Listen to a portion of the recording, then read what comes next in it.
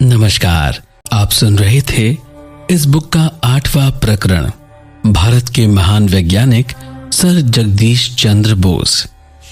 उस अदम्य ऋषि के प्रति अपनी हार्दिक कृतज्ञता व्यक्त कर मैंने उनसे विदा ली। मैंने सोचा, उनकी अद्भुत प्रतिभा की विस्मयकारी उर्वरता क्या कभी निःशेष हो सकती है?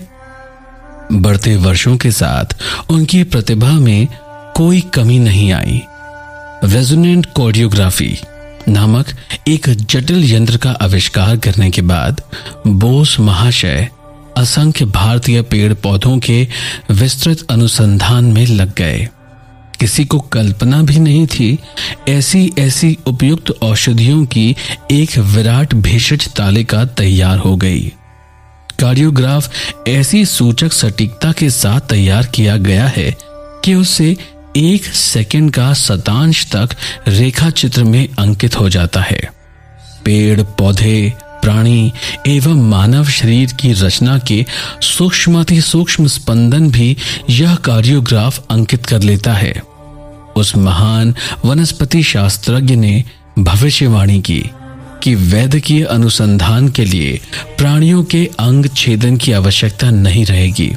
कार्डियोग्राफ के प्रयोग से पेड़ पौधों के अंग छेदन से ही काम चल जाएगा। किसी औषधि के पौधे और प्राणी पर एक साथ किए गए प्रयोग के परिणामों के अंकन से साफ पता चलता है कि उन दोनों पर उस औषधि के प्रभाव में आश्चर्यजनक समानता है।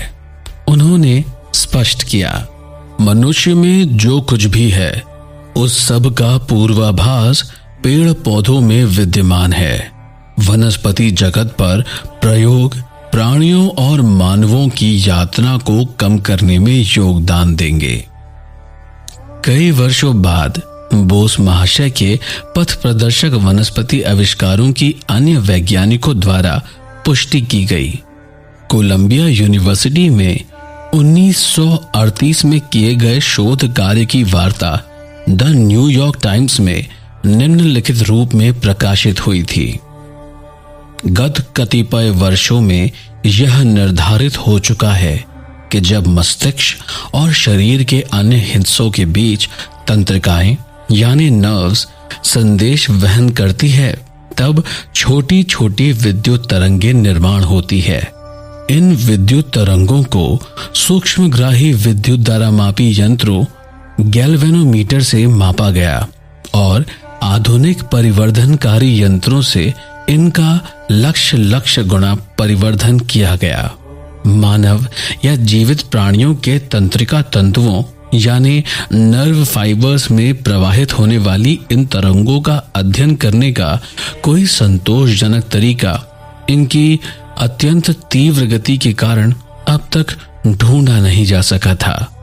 Doctor KS. कोल और डॉक्टर H.J. कर्टिस ने यह जानकारी दी कि उन्होंने इस बात को खोज निकाला है कि साधारणतः घरों में मछली पात्र में डाला जाने वाला जो मीठे पानी में जीने वाला पौधा होता है, जिसे नटेला कहते हैं और जिसमें से एक ही लंबी कोशिका होती है, उसकी कोशिका में और तंत्री तंतु की कोशिकाओं में पूर्ण समानता है, कोई भी भिन्नता नहीं है।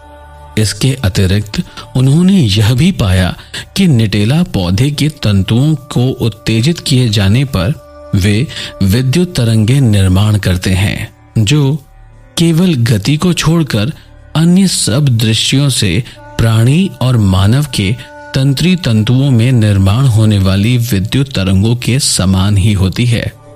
इस पौधे के तंतुओं की विद्युत तरंगे प्राणियों के तंतुओं की विद्युत तरंगों से कहीं धीमे चलती देखी गई। इसीलिए तंत्रिकाओं में प्रवाहित होने वाली विद्युत तरंगों के प्रवाह के मंद गति चलचित्र यानी स्लो मोशन पिक्चर्स लेने के लिए कोलंबिया यूनिवर्सिटी के अनुसंधानकर्ताओं ने इस आविष्कार को तुरंत उपयोग में लाया।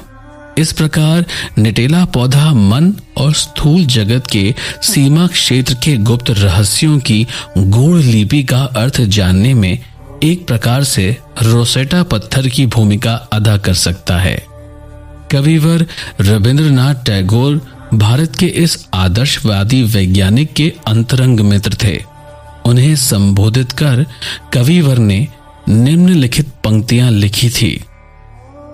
हे तपस्वी डाको तुमी साम मंत्रे जलद गर्जने उत्तिष्ठत निबोधत डाको शास्त्र अभिमानी जने पांडित्येर पंडरतक हते सुबृहत विश्वतले डाको मूढ़ दाम्भी केरे डाक दाओ तब शस्य दले एकत्रे दान डाक तारा तब होम हुतागिन घिरिया बार बार ए भारत आप नाते आसुख फिरिया निष्ठाय श्रद्धाय ध्यान बसूख से अप्रमत्त चिते लोभहीन द्वंद्वहीन शुद्ध शांत गुरुर वेदिते।